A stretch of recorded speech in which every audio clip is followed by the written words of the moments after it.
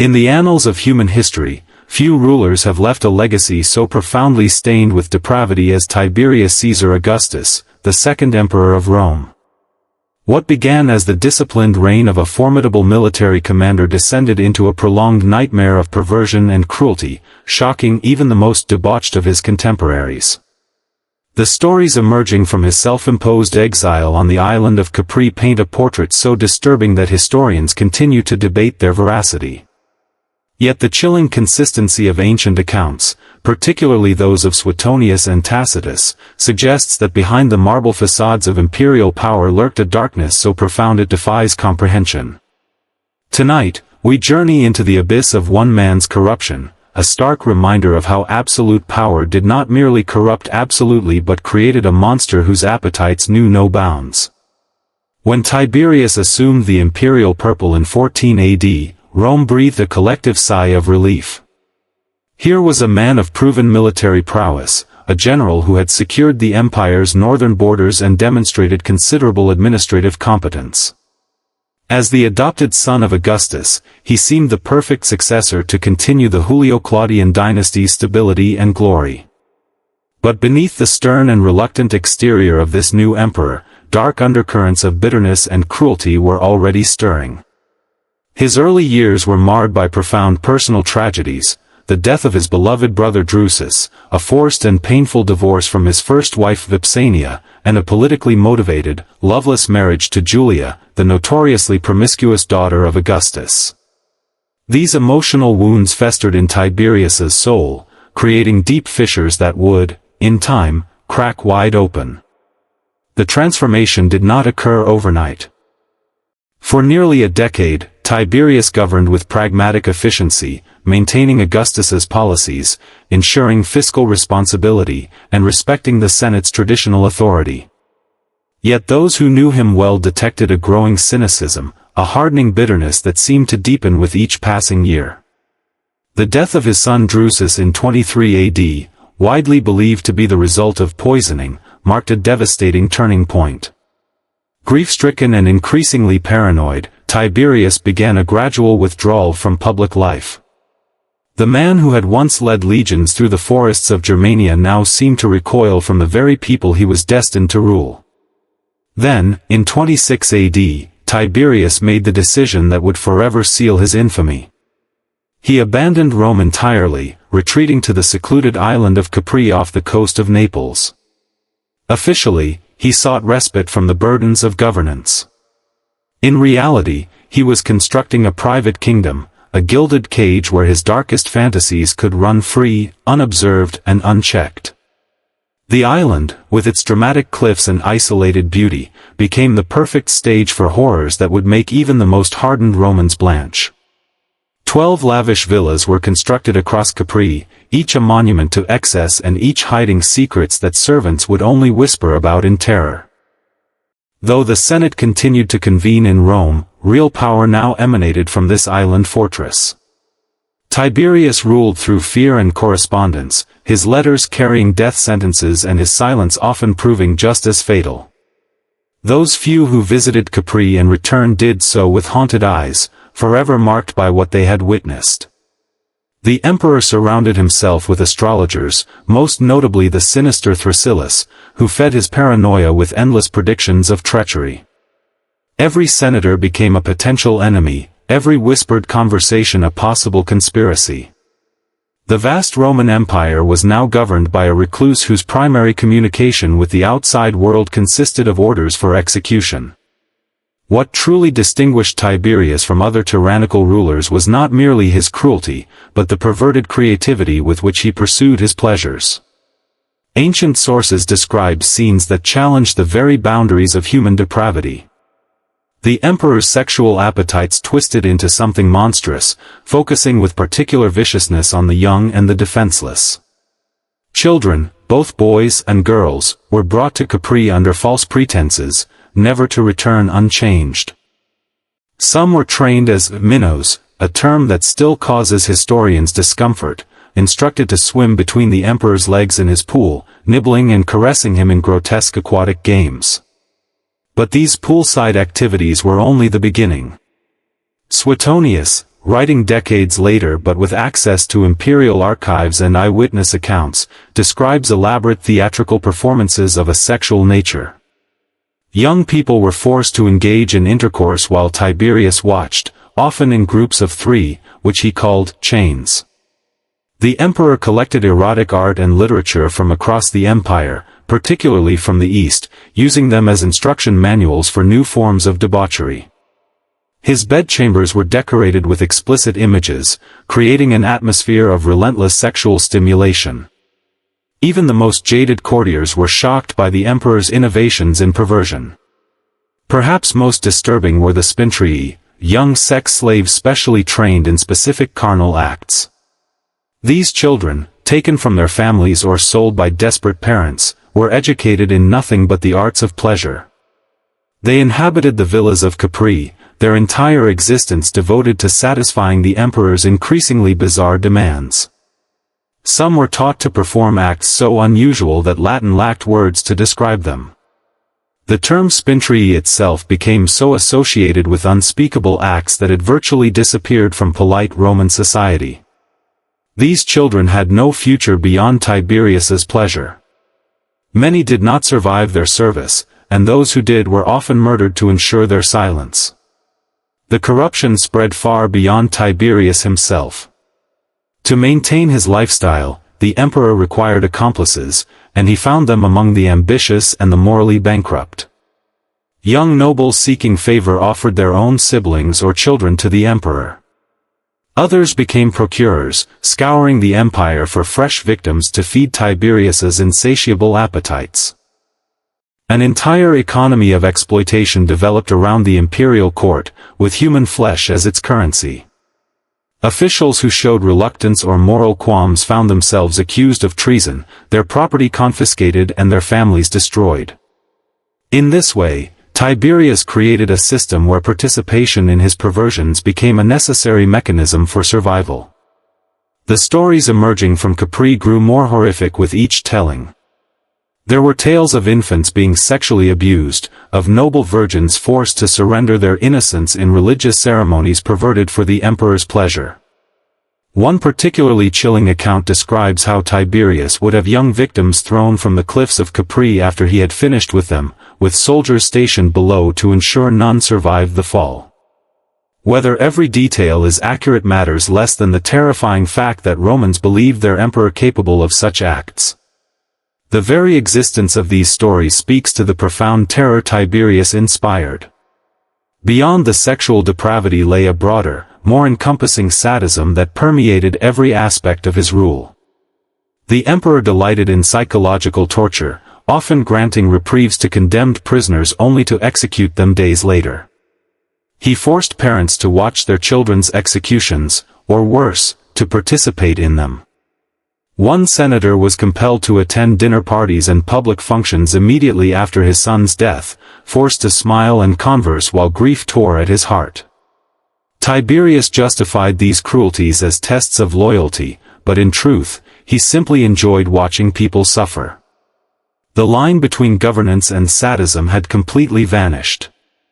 The treason trials became Tiberius's primary tool of terror. Any word, gesture, or even facial expression could be construed as criticism of the emperor. Professional informers known as delators proliferated throughout the empire, growing wealthy on the property of those they condemned.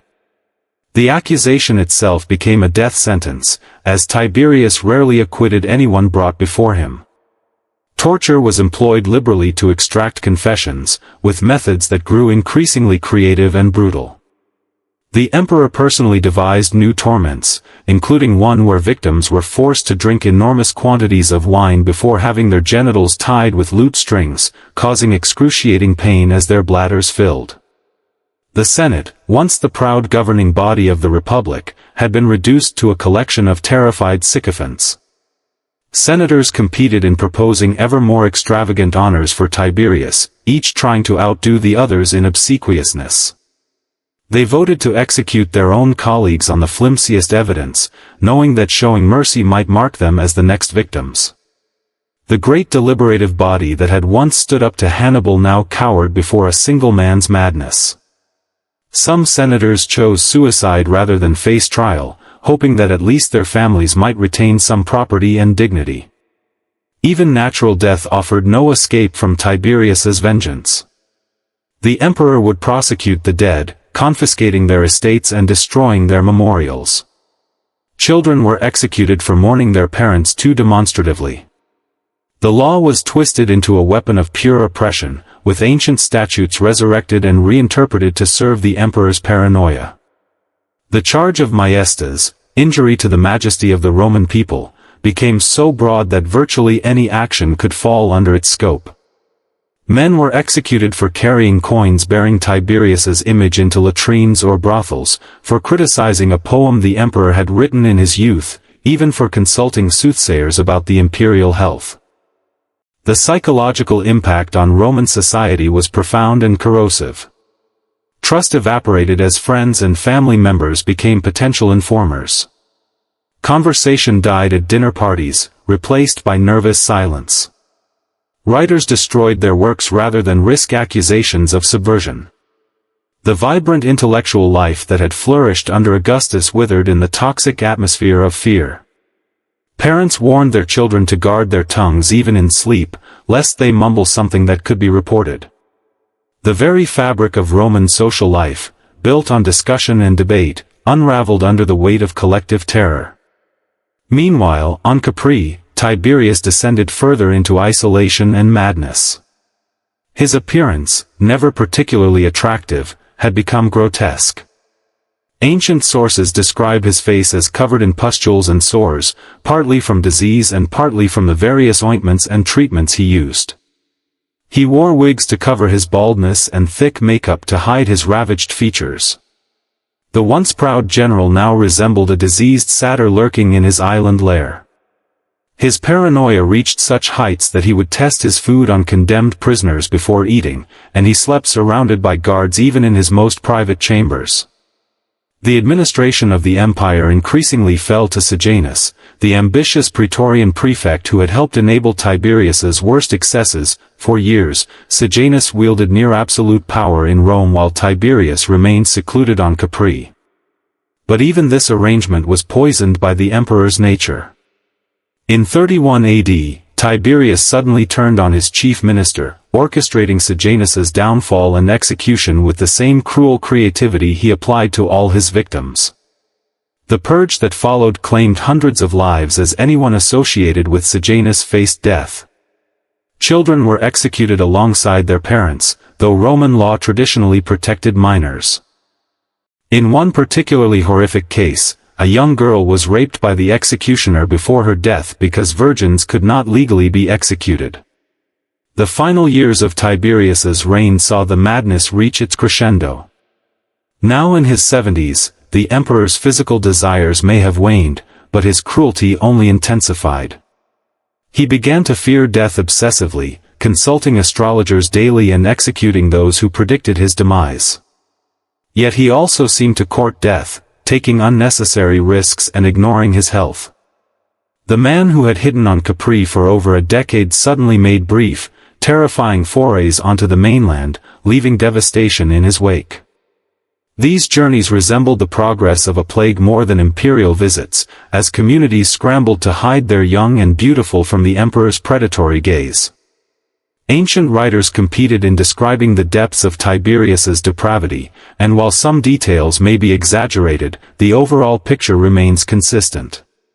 Tacitus, generally considered the most reliable historian of the period, wrote with barely controlled disgust about scenes he could hardly bring himself to describe.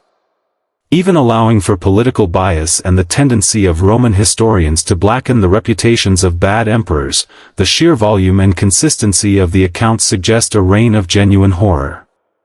The fact that many of these stories were recorded by historians writing under subsequent emperors who had no reason to defend Tiberius adds to their credibility.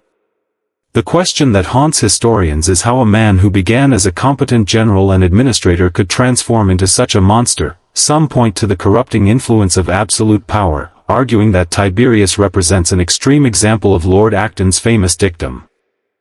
Others see in his descent evidence of mental illness, possibly exacerbated by alcohol and the immense stress of rule. The personal tragedies of his early life, the forced divorce, the unhappy marriage, the death of his son, certainly played a role in twisting his psyche.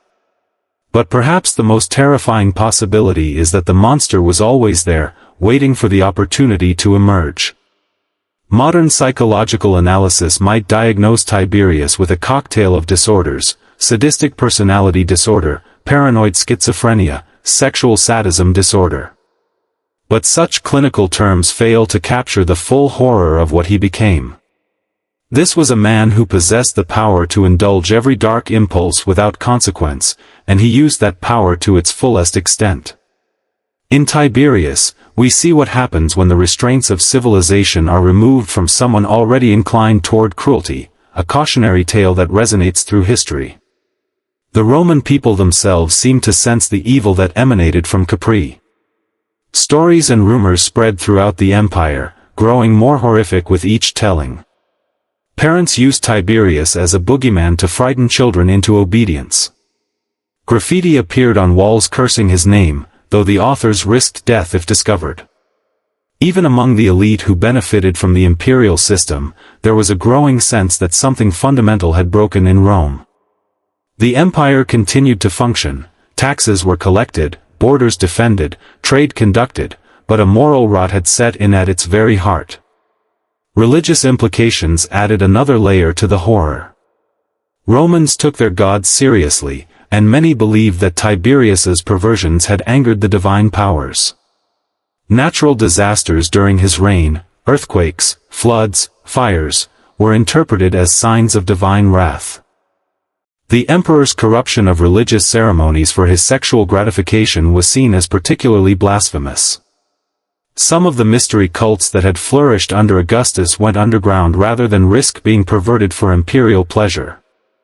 The very spiritual life of Rome was being poisoned by its ruler.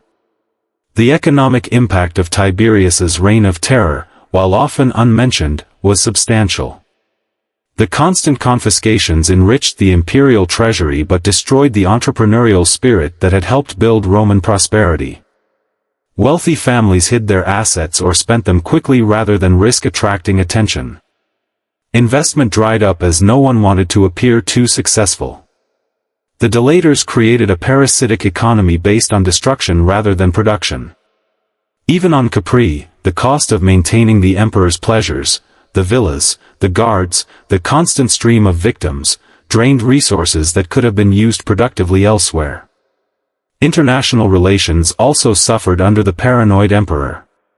Foreign ambassadors were kept waiting for years, unsure whether approaching Capri would result in success or death. Allied kings found their children held as guests in Rome, effectively hostages to ensure compliance. The Parthians, Rome's great eastern rivals, watched with amazement as the empire turned inward, consuming itself with purges and perversions.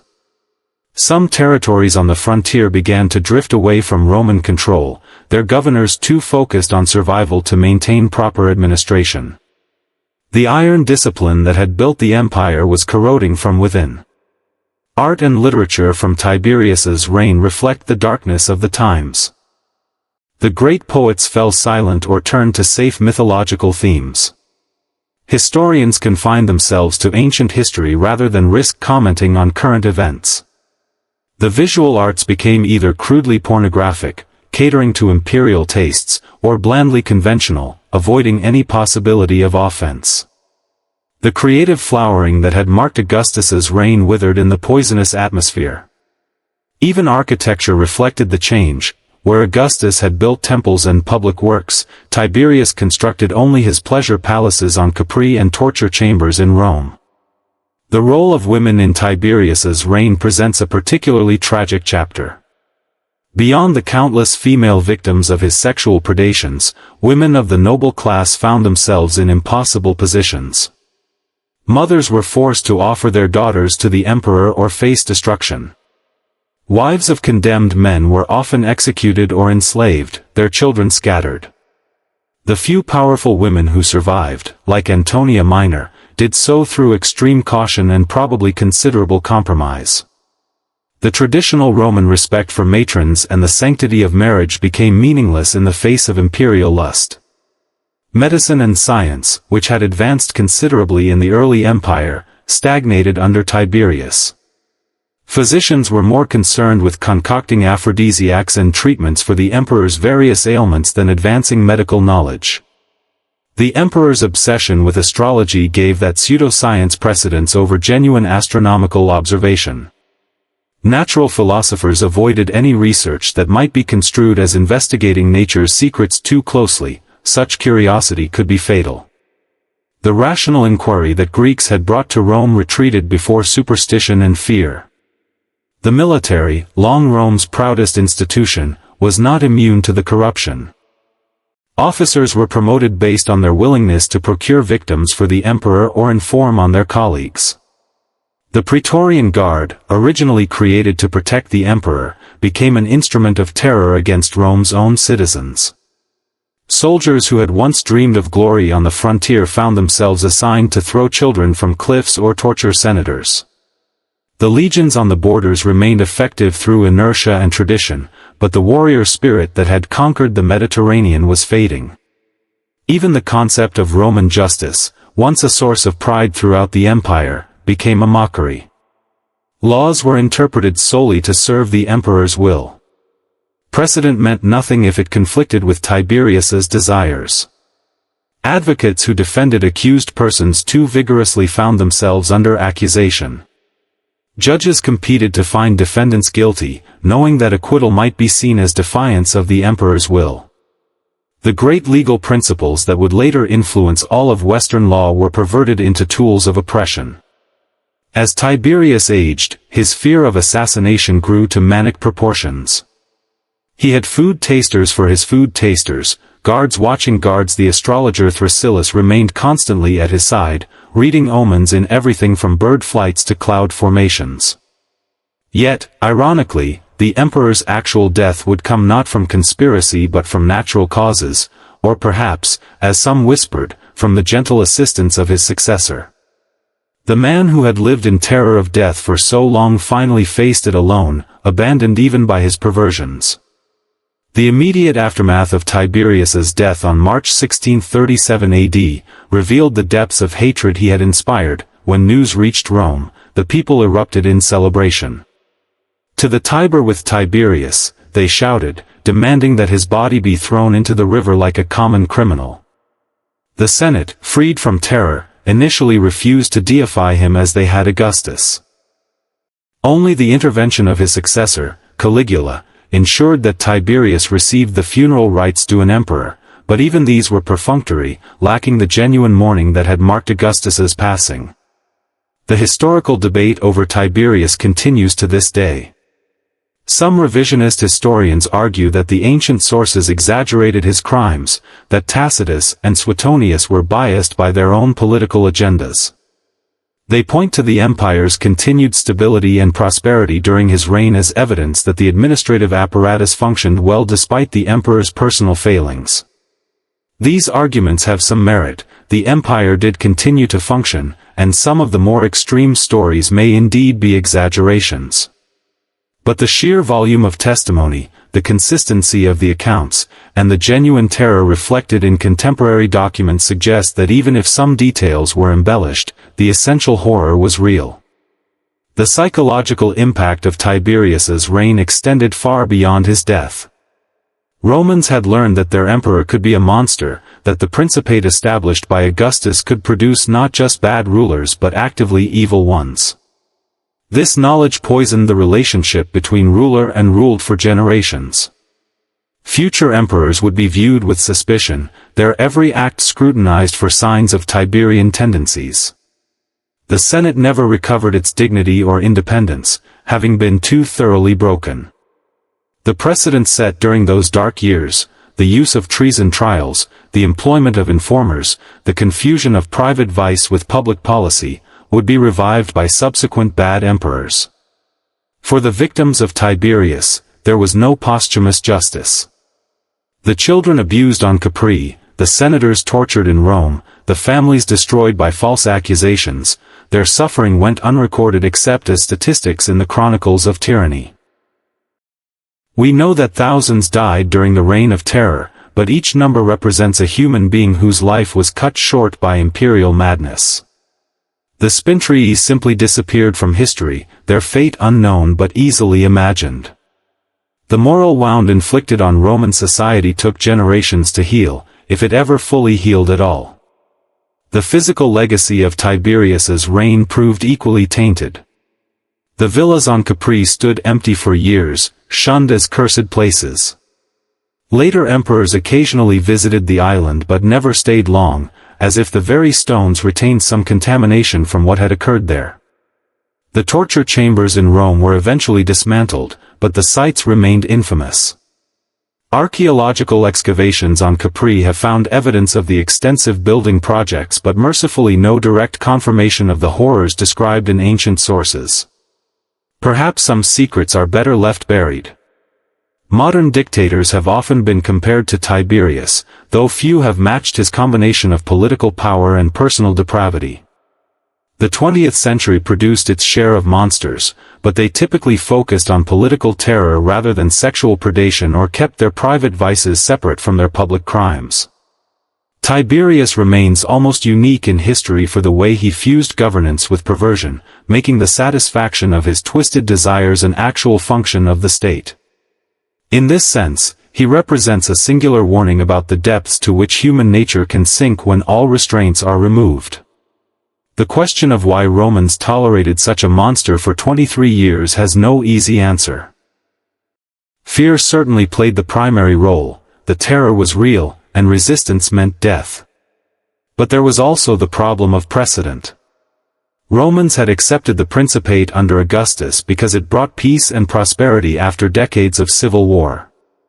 Once they had traded freedom for security, it became difficult to reverse course.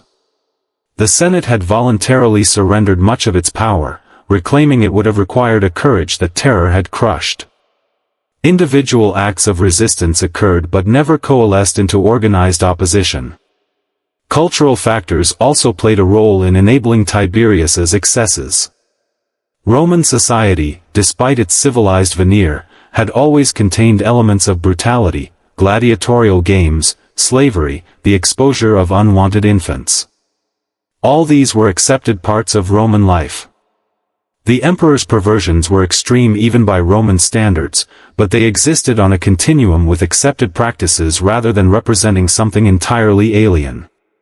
This made it easier for people to rationalize or ignore what was happening, to tell themselves that it was just an extreme version of normal Roman behavior. The role of the enablers deserves special condemnation.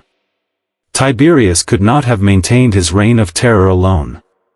He needed procurers to find victims, guards to enforce his will, informers to feed his paranoia, and courtiers to normalize his behavior.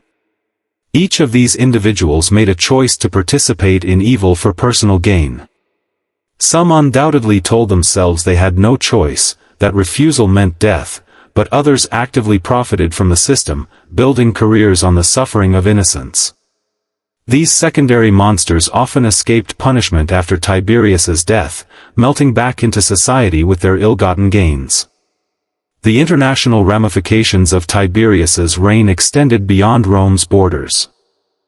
Allied kingdoms watched in horror as the leader of the civilized world descended into depravity.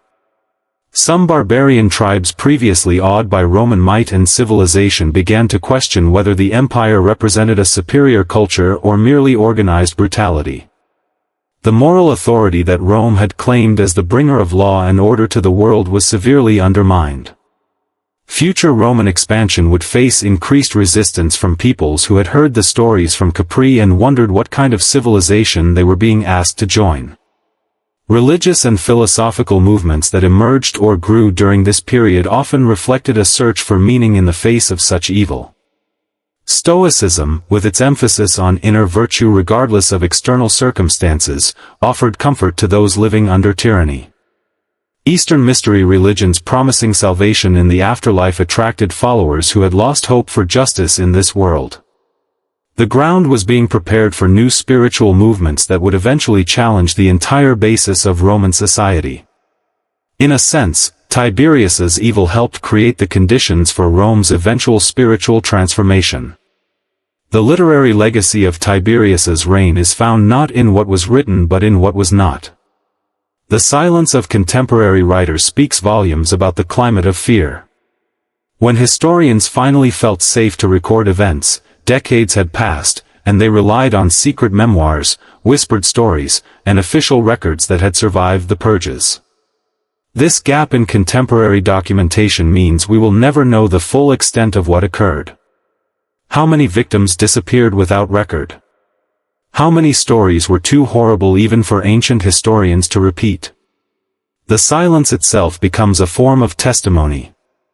For modern readers, the story of Tiberius serves as more than just a historical horror story. It demonstrates how quickly civilized society can descend into barbarism when checks on power are removed. It shows how fear can paralyze decent people into inaction. It reveals how evil systems perpetuate themselves by corrupting everyone they touch.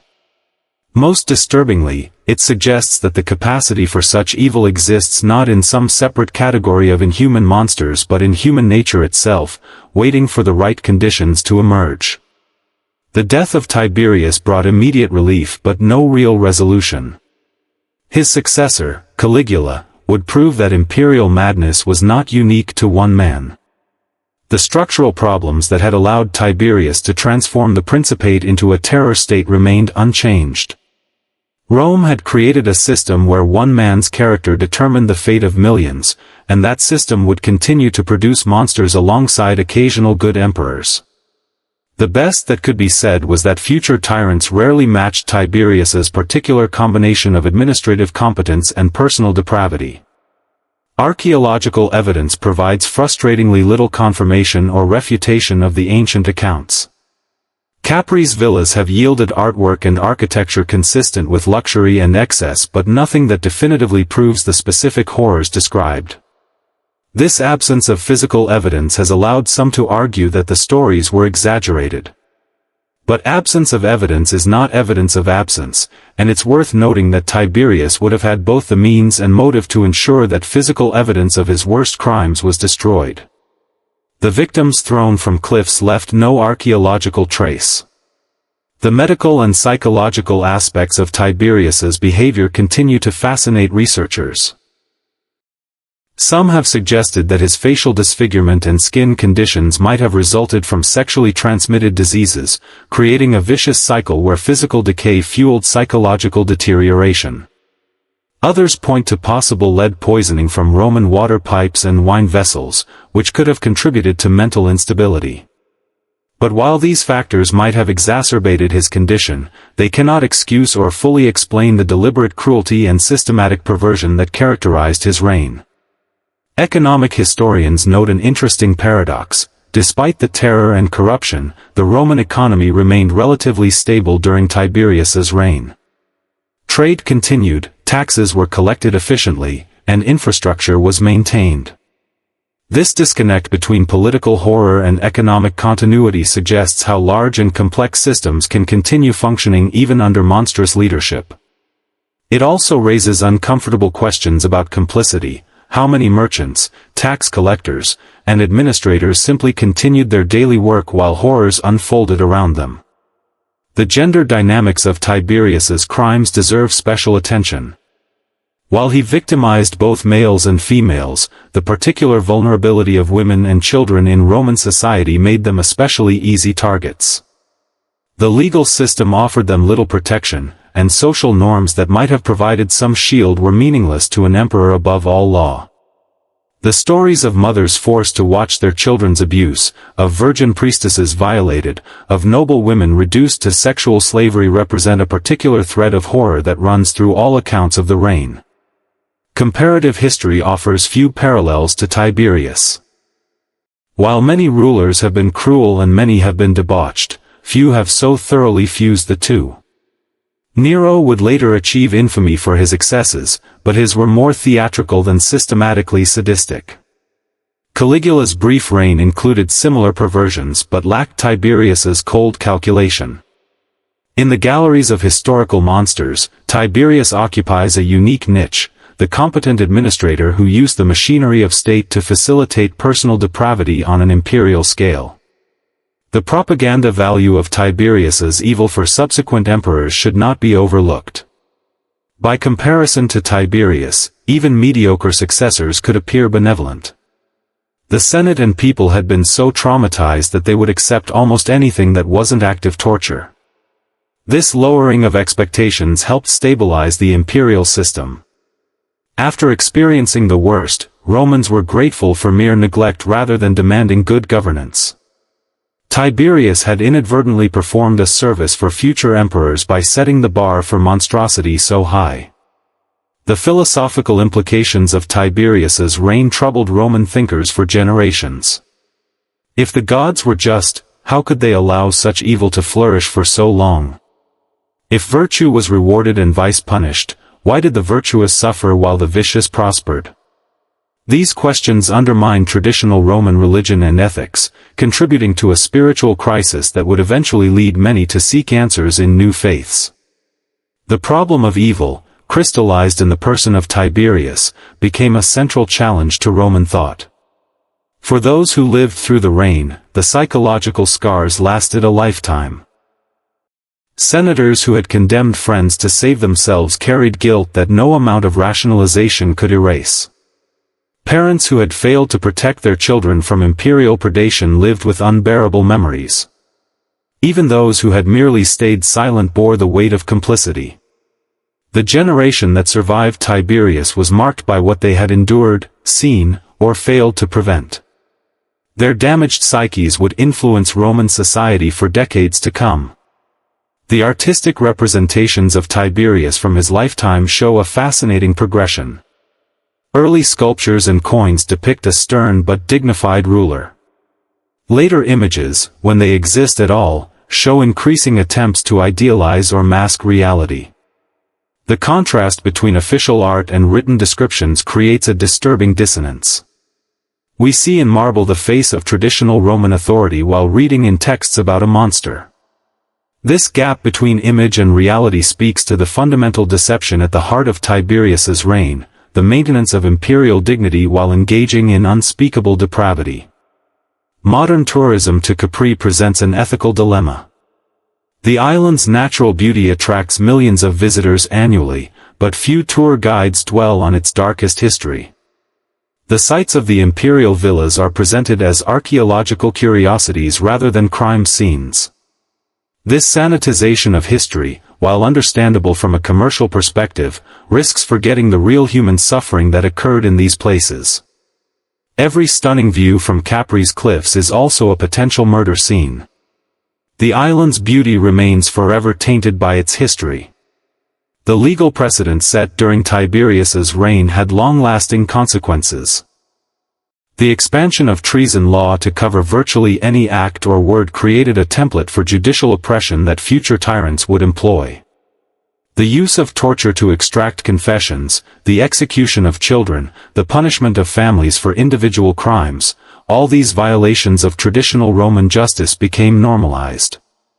Even good emperors found it difficult to completely roll back these precedents once they had been established. The corruption of law proved harder to cure than the death of the corrupter. Educational practices in Rome changed as a result of Tiberius's reign.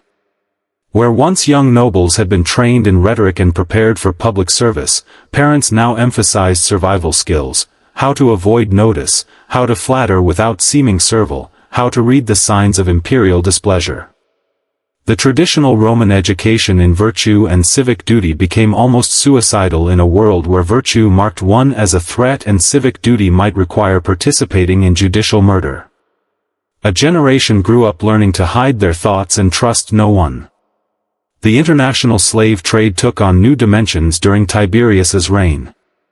Beyond the normal traffic in laborers and servants, there developed a specialized market in young, attractive slaves destined for Capri. Slave merchants from across the empire learned what physical types the emperor preferred and adjusted their inventory accordingly. Pirates and kidnappers found a ready market for their victims. This commercialization of sexual slavery for imperial consumption represents one of the darkest aspects of Roman economics. The trade routes that brought silk and spices to Rome also brought children to their doom. Environmental historians note the ironic contrast between Capri's natural beauty and its human horror. The island that became synonymous with depravity was also a place of stunning cliffs, azure waters, and fragrant gardens. Tiberius's villas were architectural marvels. Their remains still impress visitors today. This juxtaposition of beauty and evil creates a particular kind of cognitive dissonance.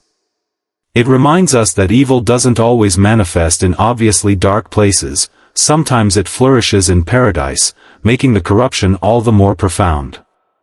The role of astrology in enabling Tiberius's paranoia deserves examination. Thrasyllus and other court astrologers provided pseudoscientific justification for the emperor's fears and actions. By reading threats in the stars, they gave cosmic sanction to earthly brutality. This fusion of superstition with power created a particularly toxic combination. Senators were executed because of planetary conjunctions, children were abused on astronomically significant dates. The perversion of knowledge into an instrument of oppression represents another dimension of Tiberius's evil. Medical professionals faced impossible ethical dilemmas during the reign. Physicians were called upon to keep torture victims alive for further interrogation, to treat the emperor's diseased body while knowing what that body did to innocents, to examine children for the emperor's pleasure. Some refused and faced the consequences, others rationalized their participation as preventing worse suffering. The medical profession's collaboration with evil, even when coerced, left lasting ethical scars. It raised questions about professional obligations in the face of systematic evil that remain relevant today. The demographic impact of Tiberius's reign, while difficult to quantify, was significant. Beyond the direct victims of execution and abuse, there were the families destroyed, the children never born because their potential parents were killed, the bloodlines ended. The Roman nobility, already a relatively small group, was particularly decimated. Entire family networks disappeared. The genetic and cultural loss to Rome was incalculable. Some historians argue that the degradation of the Roman elite under Tiberius contributed to the empire's eventual decline by destroying the class that had traditionally provided leadership. Literary criticism of works from this period reveals the impact of censorship and fear. Writers developed elaborate codes and allegories to express dangerous thoughts. Historical parallels were drawn so subtly that only initiates could understand the real meaning. This forced subtlety actually enriched Latin literature in some ways, as authors became masters of implication and indirection. But it also meant that much was lost. How many works were destroyed by authors too fearful to preserve them? How many thoughts were never written at all? The silence in the historical record speaks as loudly as what was recorded. The architectural legacy of Tiberius consists primarily of the Capri villas, engineering marvels that required enormous resources to construct on such difficult terrain. The technical achievement stands in stark contrast to the moral degradation they housed. Roman engineering, capable of creating such wonders, was perverted to serve evil ends. The same civilization that built aqueducts to bring life-giving water to millions also built pleasure palaces for the systematic abuse of children. This duality, technical brilliance coupled with moral blindness, characterizes much of Roman civilization but reaches its apex in Tiberius's constructions. For modern ethicists, Tiberius presents a pure case study in evil. Unlike rulers who committed atrocities for ideological reasons or in pursuit of military objectives, Tiberius's evil was primarily personal. He didn't kill for the glory of Rome or to spread a religious faith, he tortured and abused for pleasure. This makes moral evaluation simpler in one sense: there are no competing goods to weigh, but more disturbing in another. It forces us to confront evil that exists for its own sake, that takes pleasure in suffering without even the pretense of higher purpose. The survival strategies developed by Romans during this period became cultural knowledge passed down through generations: how to speak without saying anything substantive, how to show enthusiasm without commitment, how to survive in a climate of fear. These became essential Roman skills. The damage to social trust was profound and lasting. Even after Tiberius's death, Romans remained suspicious, careful, trained by terror to expect the worst. The open, argumentative culture of the Republic had been replaced by a society of survivors. Religious responses to Tiberius's evil varied considerably. Some Romans lost faith entirely, unable to reconcile divine justice with imperial impunity. Others turned to mystery cults that promised cosmic justice in the afterlife if not in this world. Still others developed a more complex theology that incorporated evil as a necessary part of the divine plan. The growth of Christianity in subsequent generations was partly fueled by its promise of ultimate justice and its moral clarity in condemning the kinds of evils Tiberius embodied. The spiritual vacuum created by the reign of terror sought filling. The economic costs of maintaining the terror apparatus were substantial but hidden.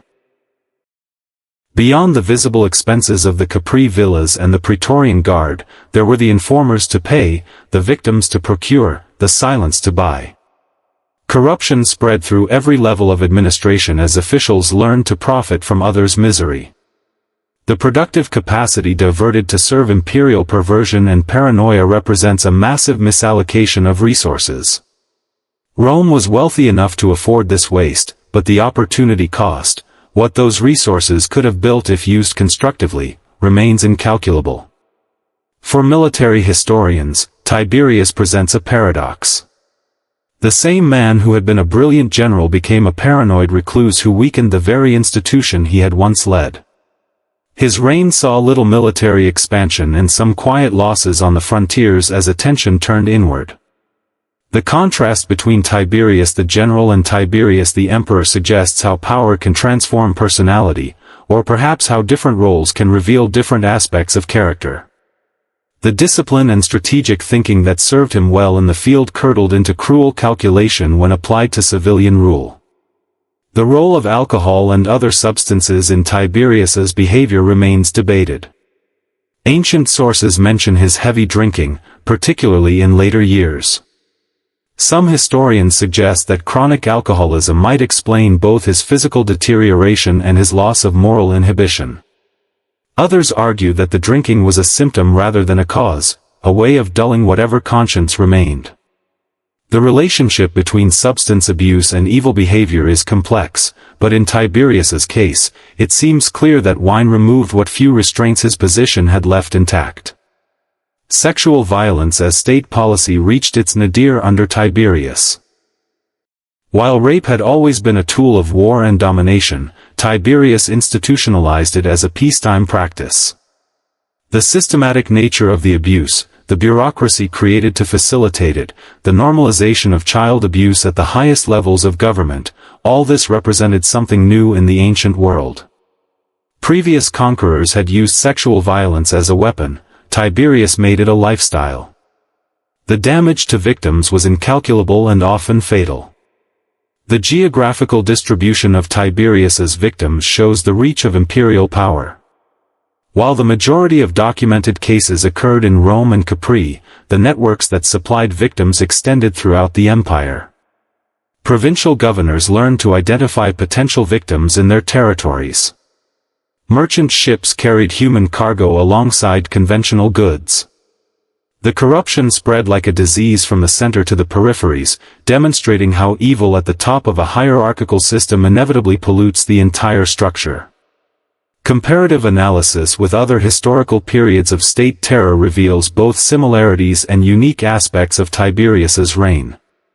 The use of informers, show trials, and arbitrary execution appears in many tyrannical regimes, but the fusion of political oppression with personal sexual predation on such a scale remains relatively rare. Most dictators maintain some separation between their public and private crimes. Tiberius's innovation was to make his private perversions a matter of state policy, to use the full apparatus of imperial power to satisfy personal desires. The psychological profiles of those who thrived under Tiberius make for disturbing reading. The successful courtiers, the risen informers, the procurers who gained wealth and status, what kind of people were these? Historical sources provide some names and details, revealing individuals who combined intelligence with absolute moral emptiness. They understood the system and worked it brilliantly, building careers on others' suffering. These secondary monsters often outlived their master, carrying their toxic skills into subsequent reigns. For legal scholars, Tiberius's reign marks a crucial point in the development of Western law.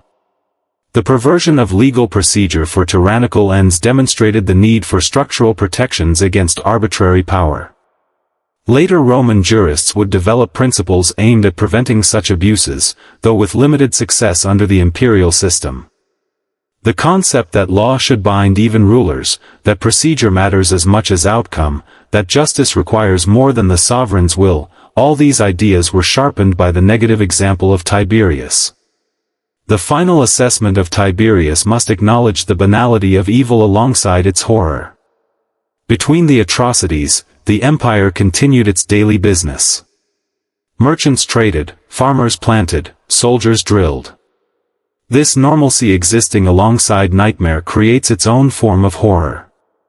It shows how human societies can accommodate almost anything, how ordinary life continues even in the shadow of monstrosity.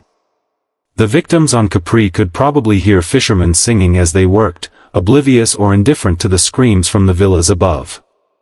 As we conclude this examination of one of history's darkest chapters, we're left with questions that transcend the historical specifics.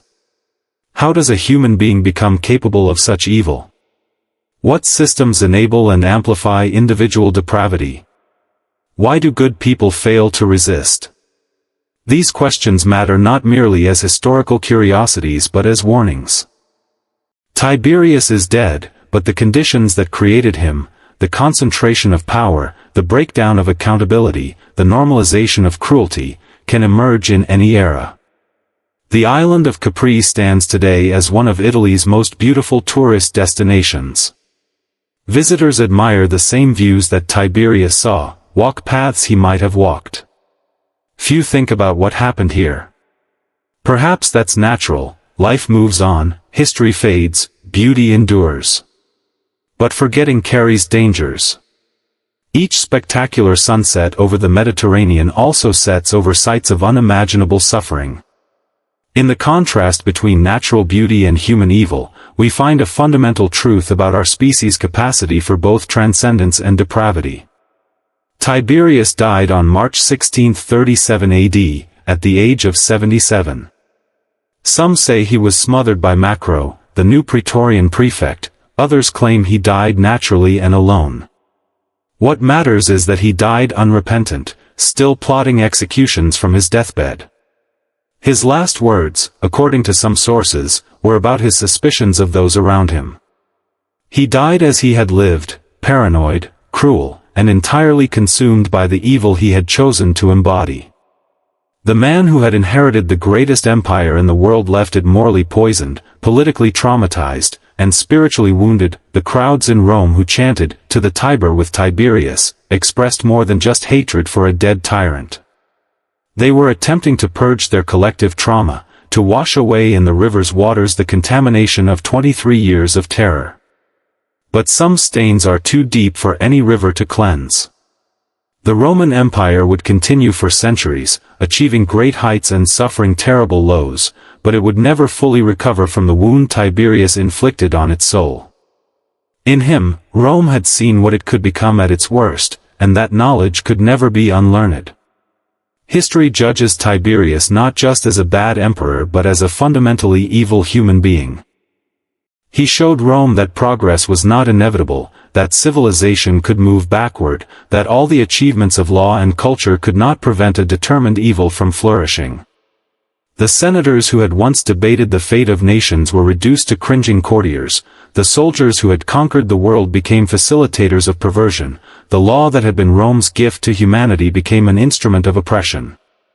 In Tiberius, we see not just the failure of one man but the vulnerability of all human institutions to corruption by evil.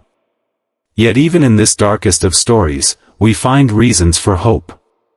Tiberius died. His evil, however powerful, was not immortal. The Roman Empire survived and would produce good emperors as well as bad. Human dignity, though brutalized, was not destroyed. Writers like Tacitus and Suetonius ensured that the truth would be remembered, that the victims would not be entirely forgotten. In the very act of recording these horrors, they performed an act of resistance, ensuring that future generations would know what had happened and could work to prevent its repetition. The story of Tiberius reminds us that the price of civilization is eternal vigilance against the darkness within ourselves and our societies.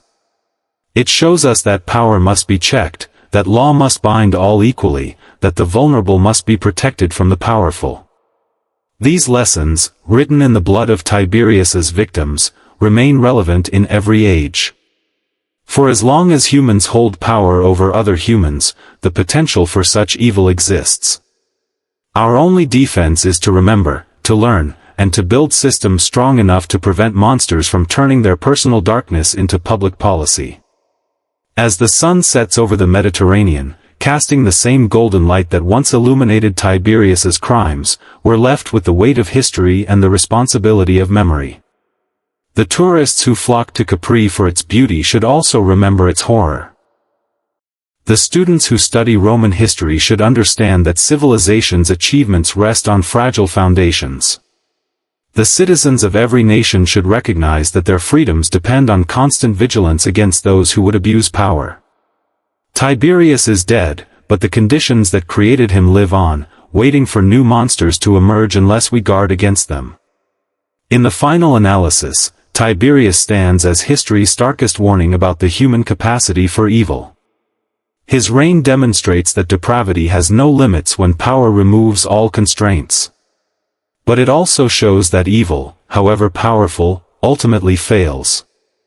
Tiberius died despised and alone, his name cursed, his memory reviled. The empire he corrupted outlasted him by centuries, the human spirit he tried to break ultimately endured. In this tension between human evil and human resilience lies both the horror and the hope of history.